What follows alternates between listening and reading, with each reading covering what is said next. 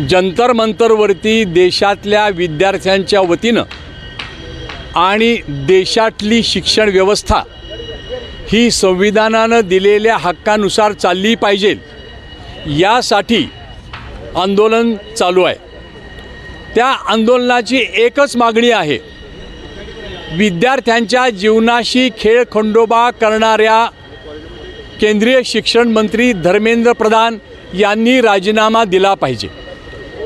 त्यांनी राजीनामा दिल्याशिवाय या सरकारचं उत्तरदायित्व सिद्ध होणार नाही।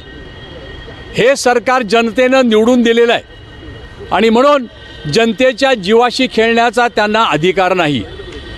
आणि या आंदोलनामध्ये सोनम वांगचुक सारखे अत्यंत निर्लस वृत्तीचे, मानवतेची सेवा करत आलेले एक श्रेष्ठ शास्त्रज्ञ, वैज्ञानिक वृत्तीचे असे कार्यकर्ते सहभागी झालेले आहेत।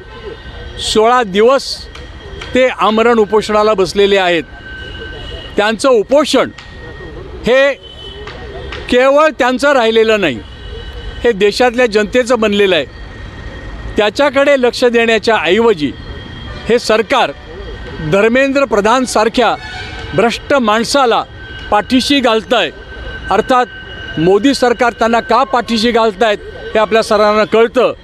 धर्मेंद्र प्रधानांना पाठीशी घालणं याचा अर्थ मोदी सरकार करत असलेला जो भ्रष्टाचार आहे त्याच्या पाठीशी घालणं, आणि म्हणून त्यांना भीती वाटते की एकदा का ठिणगी पडली की मग सगळ्या आपल्या घराला ते वेढा घालील अशी त्यांना भीती वाटत असावी। आम्हाला त्याची क्षिती नाही आहे।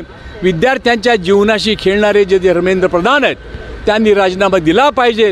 अहो, आमच्या महाराष्ट्राचे मुख्यमंत्री R पाटील गृहमंत्री होते त्यावेळेला, त्यांना एका वाक्यासाठी या जनतेनं राजीनामा द्यायला लावलेला होता आणि त्यांनी जनतेच्या भावनांची बूज राखत राजीनामा दिला होता।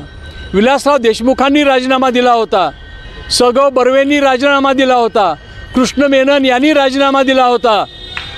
अशा पद्धतीनं लालबहादूर शास्त्रींनी कुठेतरी एक अपघात झाला रेल्वेचा म्हणून राजीनामा दिला होता। आम्हाला असे राज्यकर्ते हवेत, आपल्या जबाबदारीपासून पळून जाणारे हे जे राज्यकर्ते आहेत, या राज्यकर्त्यांना त्या खुर्चीवर बसण्याचा अधिकार नाही। ते जोपर्यंत त्या खुर्चीवर बसतील तोपर्यंत या जनतेचा ते अपमान करतायत आणि म्हणून हा अपमान जनता सहन करणार नाही आणि म्हणून त्यांनी राजीनामा देईपर्यंत ही जनता आपलं आंदोलन थांबवणार नाही असा इशारा देण्यासाठी हे आजचं आंदोलन आम्ही कोल्हापूरमध्ये इंडिया आघाडीच्या वतीनं केलेलं आहे।